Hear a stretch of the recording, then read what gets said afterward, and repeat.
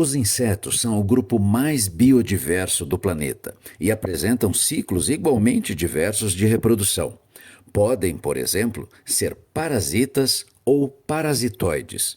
O hospedeiro, apesar de sofrer algumas consequências na interação entre ele e o parasita, continua vivo. Já o parasitoide necessariamente mata o hospedeiro para que a reprodução de fato aconteça. Os piolhos e as pulgas são exemplos de parasitas. Já as vespas caçadoras, as vespas de Darwin e a formiga feiticeira são parasitoides. Com o aumento da demanda por rações e outros alimentos ultraprocessados, a monocultura ganha cada vez mais espaço e interfere de forma muito negativa na biodiversidade local. O cultivo de apenas uma espécie vegetal empobrece nutricionalmente o solo e reduz a biodiversidade animal. Diferentes espécies animais procuram por diferentes espécies vegetais. A cutia, por exemplo, é a principal dispersora das sementes do bacupari, uma espécie nativa do Brasil. Caso essa árvore seja removida, a cutia para de frequentar aquele local e passa a buscar esse alimento em outros locais. Caso não os encontre, ela também desaparece. Por outro lado, essa prática favorece outras espécies, beneficiadas pela ausência de predadores e que, por isso, são consideradas pragas. Os besouros do gênero Diabrótica, por exemplo, se alimentam principalmente de soja.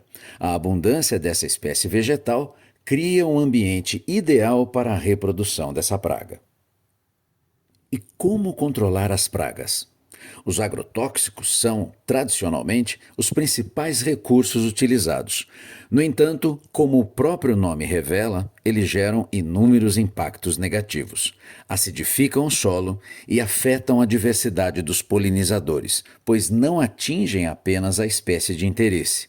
As abelhas, por exemplo, são muito afetadas pelo uso dos chamados defensivos agrícolas, usados, em tese, para combater uma espécie. É aqui que os parasitoides aparecem como uma alternativa para essa situação, como um agente no controle biológico dessas pragas. Vamos supor que tenha sido feita uma análise da flutuação populacional de determinada espécie praga em duas fazendas. A fazenda A não utiliza qualquer método de controle. A fazenda B faz controle biológico através de parasitoides. O gráfico a seguir ilustra essas duas flutuações. O eixo X representa os meses, o eixo Y, o número de indivíduos. Repare que na curva da fazenda A, destacada em vermelho, há uma maior população da espécie praga ao longo dos meses. Já a curva da fazenda B, destacada em azul, mostra uma redução da mesma espécie praga devido ao controle biológico. Ao traçar uma linha entre esses pontos, surge uma parábola, que pode ser expressa pelas seguintes funções quadráticas. Observe que na função g de x, os valores das variáveis são menores. Isso porque, obviamente, na presença de um predador, a população da presa diminui. A partir daí, podemos calcular a variação média e a variação instantânea dessas flutuações em pontos específicos. Quer saber mais? Escolha aqui qual dos cálculos você quer aprender primeiro.